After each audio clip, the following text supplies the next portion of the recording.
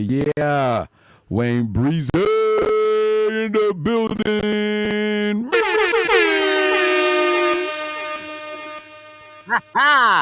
What up? My mic sounds nice. My mic sounds nice. What up, Mike? Mike, nice in the building. What's going on, baby? Yo, you know how to Harlem Shake? No, I was making up my own joint. I have breezy shake. I have zero rhythm whatsoever, believe it or not. Really? I could two-step like a motherfucker, yo. I could two-step. I got a mean two-step. Wayne don't have no rhythm. That's crazy to me. That's real crazy. I wonder if it's because I'm left-handed, like, and I just tick different. But you clap on the right beat, right? Yes. I'm not. Yes. Be careful. You better be careful. It's Friday. Don't you start nothing going into the weekend, bro. You better be careful. What's going on, ladies and gentlemen? It's your guys here. We are here for No Harm, No Foul. Episode 60 is here, and it is officially Faceoff Friday, guys. He said I put myself in the eyes off. He is messing himself all up over there, y'all. It's Faceoff Friday, and we are here to talk about some tight ends. Yeah. Listen, this game got a pair of tight ends. Okay? It's got a pair of tight ends. Why couldn't you just... You're supposed to just keep going. I forgot what I was saying. As a pair of tight ends out of the school, out of Iowa, that I think is going to be a nice little, head to head, keep your eye on the radar type of a game. When you look at Seattle Seahawks and who they have, their weapons are, I think this kid that they traded for, Noah Fant, kind of goes under the radar a little bit. But then they got another tight end named Will Dissly, who just seems to be that red zone target that Dre Greenlaw so kindly keeps out of the end zone. So look, they have a nice tight end tandem, and the 49ers are going to be without one of their tight ends in this game, and Ross Dwelly, who has not been placed on the IR as of yet. And I'm curious to know, Mike, there's a rookie that may be active for the first time this season. You think? Oh, I forgot about him. Damn, so much so that I don't even Willis, right? Braden Willis? Yeah, man. What you talk about, Willis? I forgot all about Braden, bro. Interesting. Oh, I wish I knew the practice reps and snaps. Now I want what's happening in preseason that we was all complaining about. Mm-hmm. Now I want to know. I want to know what the practice reps sound like, look like. That's wild, man. Shout out to him, man. When we kind of had like a quick, brief off-mic conversation. I pulled up Noah Fant's stats, and I saw Denver listed there for the first 3 or 4 seasons, and I was like, oh, that's right. Mm-hmm. He was a part of that Russell Wilson trade. Yes, sir. And so my question to you is a simple one. Do you think George Kittle bamboozled the NFL into thinking that tight ends were something that they weren't? Now, before you answer this question, I understand that there was always top-tier tight ends in the NFL. I mean, I'll go back only to, even before him, never mind. I'll go with Tony Gonzalez, right? And then Tony Gonzalez and Gates kind of went back and forth. They had their little battle, right? Then you had the Rob Gronkowski, and then Gronkowski went back and forth with Jimmy Graham, who's the better pass-catching tight end and all that. And this has continued for quite some time. And then Travis Kelce was here, and he was reigning supreme. Yeah. And then this guy from Iowa named George Kittle popped up on the scene, and just for a second in time, just a little, he was the man. He was the man for just a very quick, short second. But what George Kittle did that was a little different than all of those guys is that he was the most well-rounded of all these weapons that we just named. Okay. Now, I didn't mention Vernon Davis or Delaney Walker. More, I think go ahead, finish. Well, I'm just saying there's been other phenomenal weapons at tight ends. Vernon Davis had a very unique skill set, probably the fastest straight line tight end I've ever seen in my life. Yeah. Right? Delaney Walker was just physical, and he was what I would like to consider and OW. What if you listen to John Lynch and Kyle Shanahan describe what they had envisioned for Kyle Juszczyk? That's how I really envisioned Delaney Walker. Special teams, running back, fullback, tight end. He did it all, right? But I don't know if he was great at blocking though. I don't remember him being the great blocking tight end. He was I don't know if PFF existed back then, but he was that dude. I'm not saying he wasn't. I'm just saying I don't remember him being such a great blocker because of the way they utilized him. He was a weapon, more of a blocking tight end. Like you look at George Kittle, what he changed, how he changed the game is he out of all the tight ends you named, even maybe up next to Gronk, I would put him in the physicality board next to Gronk. I thought Gronk was physical. I thought Gronk was probably the best blocking tight end we've seen since like John Mackey back in the day. Like we ain't even watch him play, but that them older tight ends that used to block and why they were called tight ends, but also be utilized in the vertical game down the threat. I think you see more what George Kittle brings to the table is his ability to block as a lineman, but his ability to get the yards after the catch. And I think that's what separates him or makes him different than Travis Kelce. Travis Kelce is a wide receiving tight end. Like he gets open. Like that cat knows how to run routes. He knows how to sit in the zone, and he's finding ways to get open. He's just open just about all the time. Like how we talk about Brandon Ayuk getting open. He got footwork like that. Right. But Travis Kelce's not going to get much yak unless he just happens to break someone's ankle in the middle of the route. And in the middle of the route. Exactly. Right. Exactly. Right. And so definitely a top tight end. But when you compare them to two tight ends together, they're definitely different. Travis Kelce will always have the stats because he's utilized as a receiving target for his quarterback, for his team, even with Tyreek Hill being there, he was still utilized. Now, when you look at George Kittle, was it his rookie year or the year after where he had that all-pro 1,500 yard second year, right? And so you look at that, you're like, oh, snap. But why was he that way? Because teams they weren't defending him. He could get open. He was like the best player on the 49ers offense at that time. And they overworked him, overutilized him. They got what they needed to get out of him. So he put on the map his school. I will say that Noah Fant is in the NFL because of George Kittle. Okay, and that's why I asked my question. Because it's not just Noah Fant. All of a sudden, people are trying to make Iowa tight end university. It is. Talk to me, bro. Like, I think George Kittle, not only did he show, hey, small school places, pro-style places can produce some really good guys, even if we don't have the stats from college to show it, but it wasn't just Iowa. All of a sudden, tight ends from everywhere were being drafted the first 3 or 4 rounds. Like, what? What just happened here? And it's because offenses feel like if they can get a specimen of a player with a different skill set, they can utilize them somehow as a weapon. Like let's think about the best tight end that's been drafted since Travis Kelce, who wasn't even a top draft pick. Let's go with Kyle Pitts.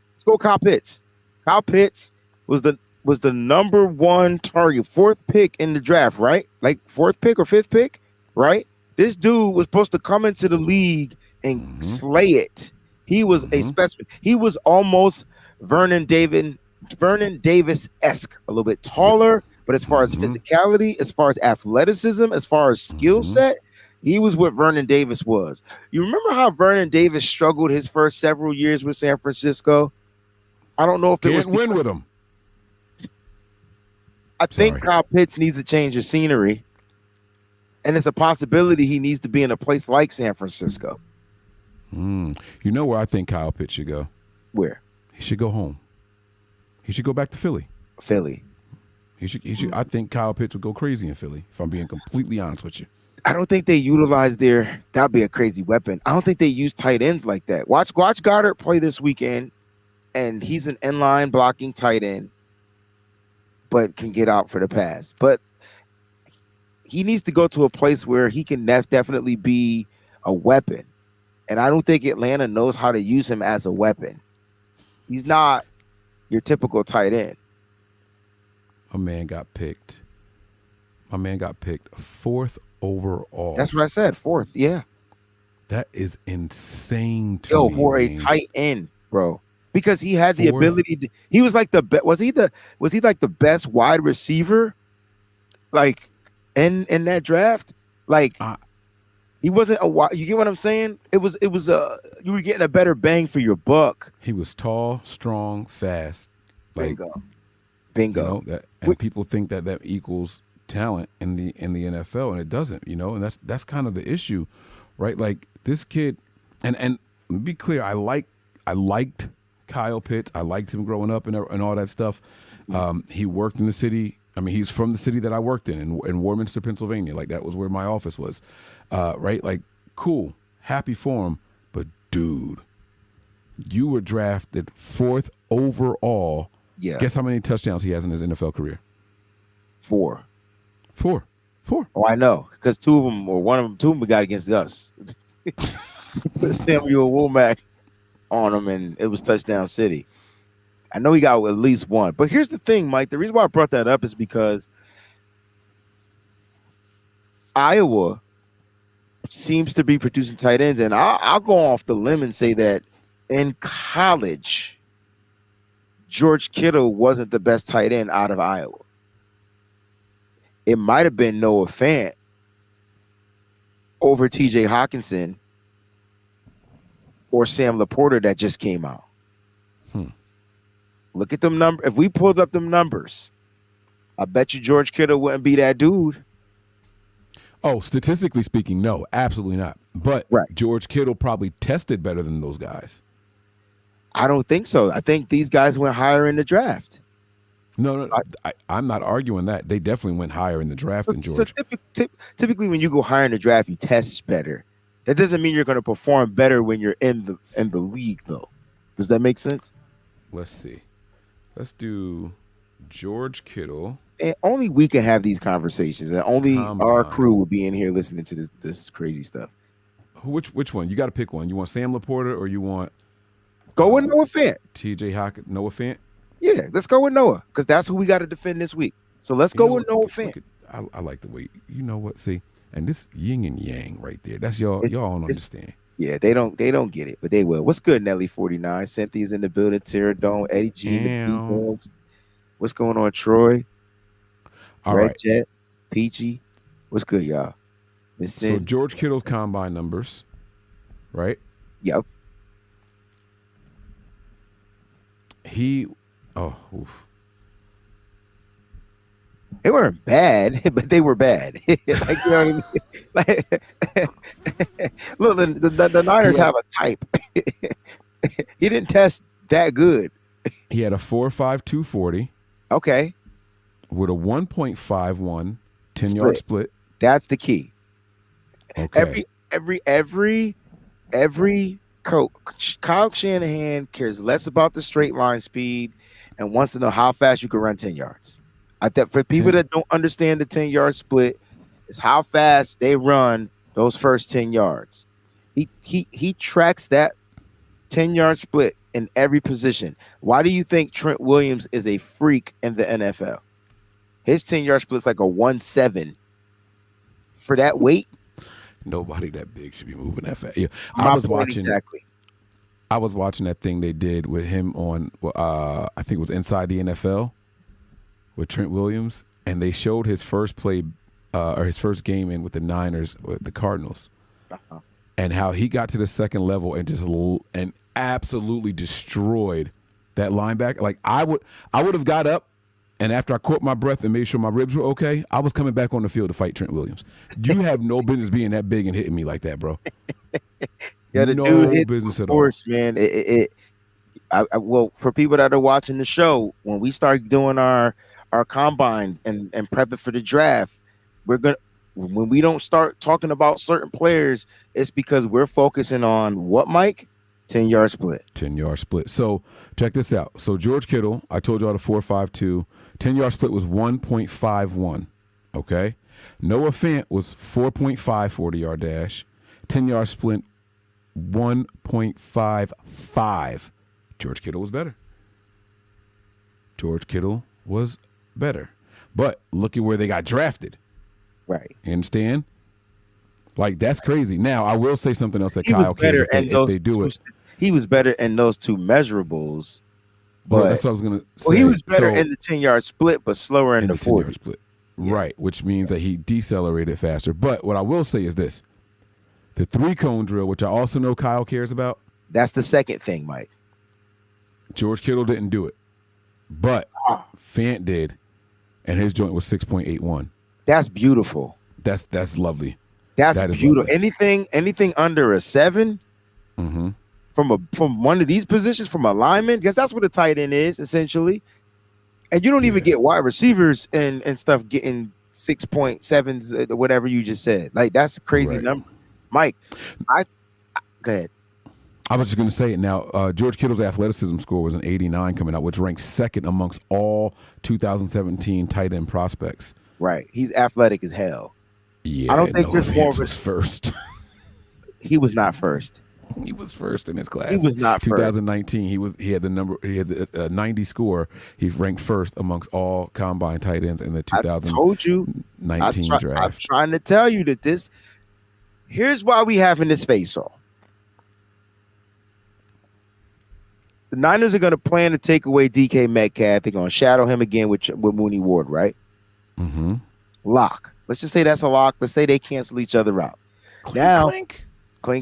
Now you got to go Ambry Thomas on TJ Lockett or Jackson Smith and Jigba. They're going to rotate those two guys in the slot, okay? So if those two guys are in the slot, and that's if they come out with 3 wide receiver sets, and don't forget, you might see some D. Eskridge running some stuff out of the backfield. Like, there's going to be, different receiver sets. Do not sleep on the tight end. Do not sleep on the tight end. Tashawn Gibson is going to have to make sure he's fly on when it comes to Noah Fant, because the moment you sleep on it, the moment you forget about him is where he's most dangerous. If you're telling me he's faster than George Kittle, if you're telling me he's more athletic than George Kittle, and we got a George Kittle, this is going to concern me in this game for the San Francisco 49ers. When you're on a third down and it's 3rd and long and this guy catches the pass, you remember the other Iowa tight end that caught a 3rd down and long, 3rd and 12 first down pass because the Niners just totally forgot that he was on the football field? He went to Iowa, Mike. I don't know if you know who I'm talking about, but it happened in 2023. The Niners were on the road. You know who I'm talking about, Mike? TJ Hockenson? Got drafted the same damn year.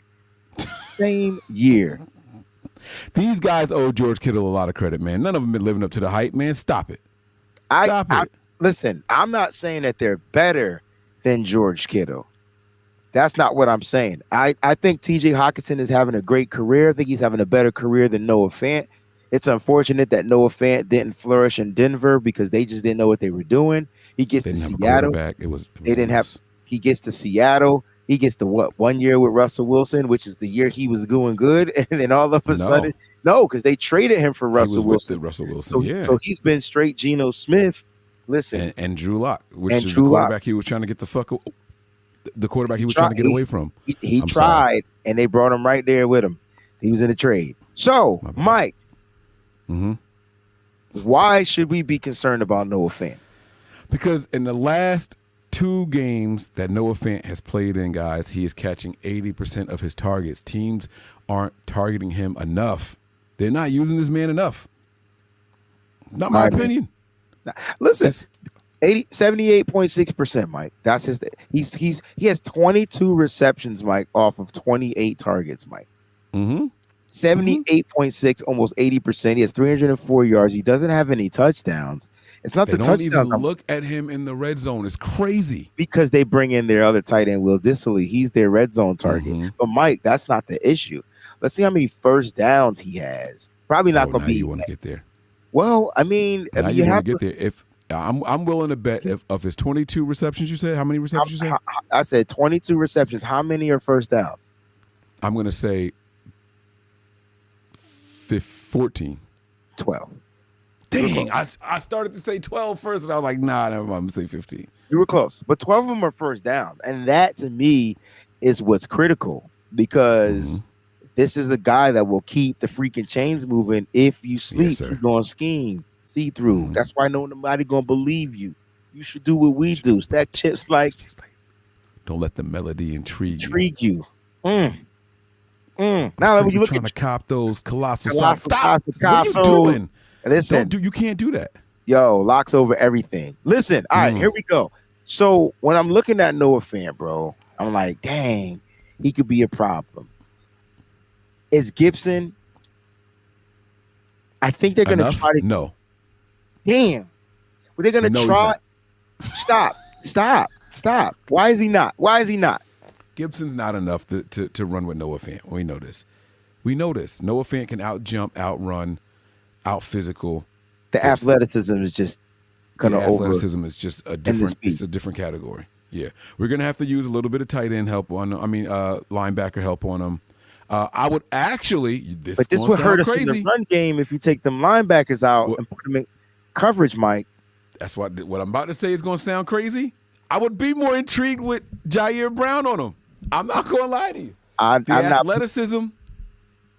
Yeah, but then you're taking a good run stopping safety out of the play. Oh, you don't think Gip can do the run? Not as good as Ji'Ayir Brown. I don't know. I'd rather put the young buck in that box, bro. Well, now here's on the run plays. They got to interchange, bro. Like, all right. So like the last time we played Seattle, they used Brown. Brown had his best game as the single high safety. And they were putting Gip down there in the box to take away the run. But they also didn't have Kenneth Walker, the third, fourth, fifth, whatever his name is. They didn't have him. They had Zach Charbonnet. Now, Kenneth Walker is practicing. I think is limited. He may play this week. I'd rather have Brown cracking the back off of Kenneth Walker. He just can't miss those tackles. That's going to force this dude to be in to pass coverage. It's going to be interesting to see. You know what I'm saying? Do you want Ji'Ayir Brown covering, and I don't think he's great at covering at this moment and stage in his life. I agree. I actually think that he's worse in coverage on a wide receiver than Gibson. I agree with that part. But I think tight ends' movements are a little bit more choppy and less fluid. I don't think of Fant as a fluid wide receiver. Like if it was Kelsey, I'd be like, hell no way. Kelsey can run routes like a receiver. He got the footwork. Yeah, he got the footwork. Right. Fant's a little bit more choppy. I don't know. He had a dope catch in this past game. Where I'm watching it. He just did it. He dove towards the left sideline. I swear to God, I wish I could turn my TV around right now. Yo, the footwork was nice though to get in position to make the catch though. That's my point. But you know who was on him though? Was it a linebacker? It was Curse.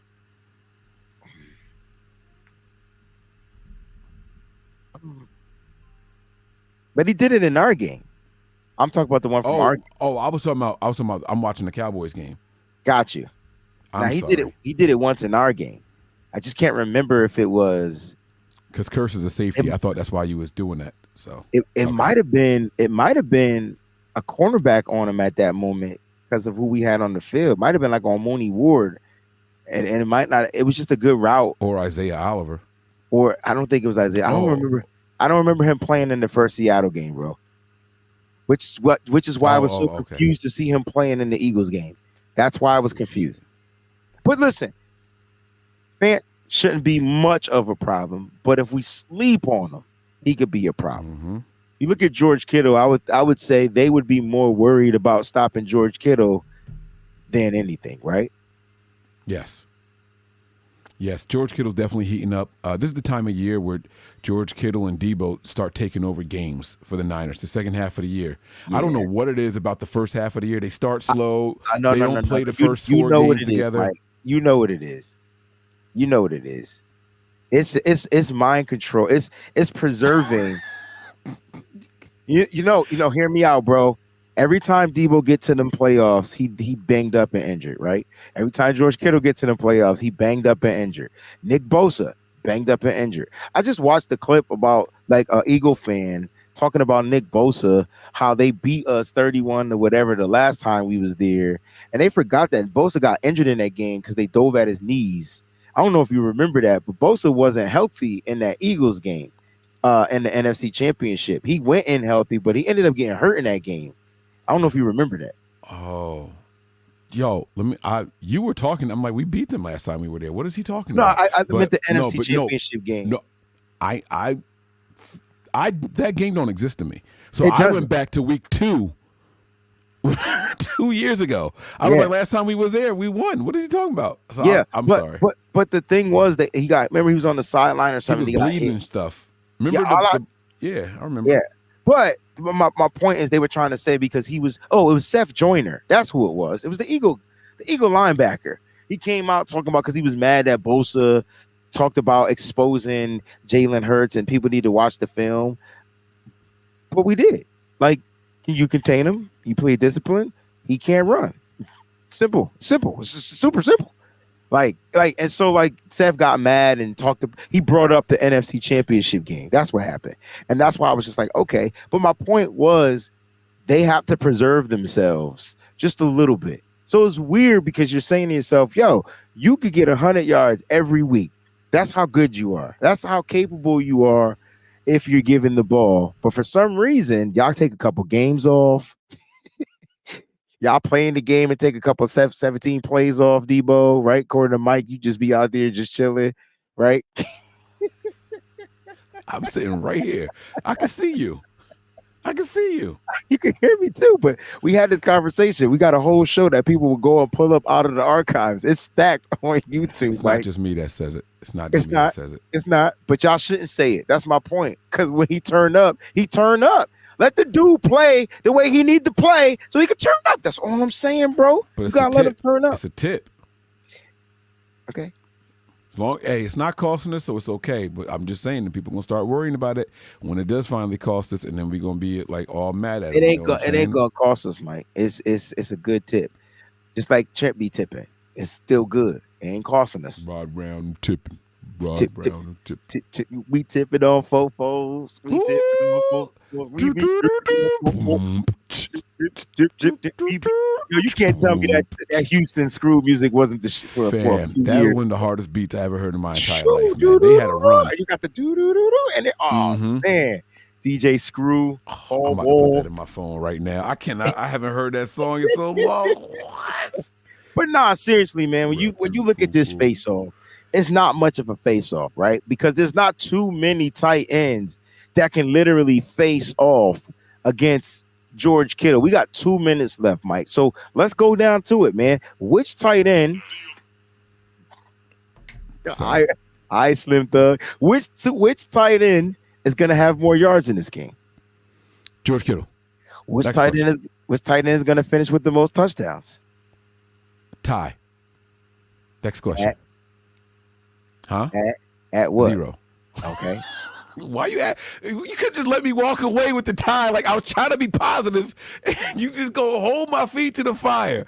I didn't say next question fast enough. That was my fault. I got it. All right, I'm ready. I just wasn't good. I didn't hear it. Okay.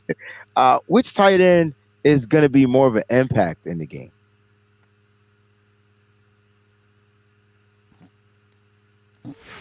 Fant. Which tight end will have more first downs? Kittle. Why didn't you ask me why Fant was going to be more of an impact? I had a real good answer that was positive too. Why is Fant going to be more of an impact? Because he's going to have a turnover come off his hands. So it's going to impact us more positively. Let's go. What's up? See, look, Oscar wanted to hate on me and didn't even know what I was saying. See, I tried to set it up and Wayne didn't follow up. All right, come on.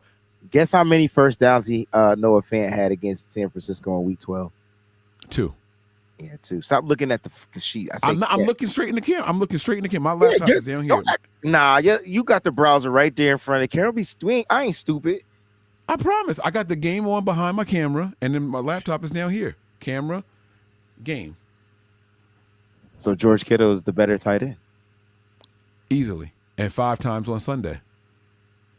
There it is. Bong. All right, my turn. I got some questions for you real quick. Let's go. Which tight end is a better blocker? George Kittle. Which tight end has a better quarterback?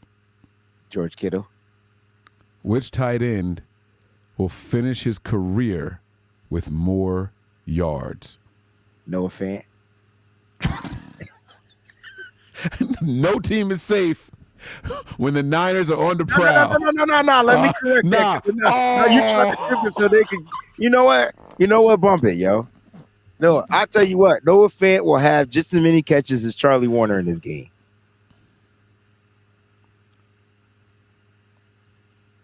Nah, you bugging.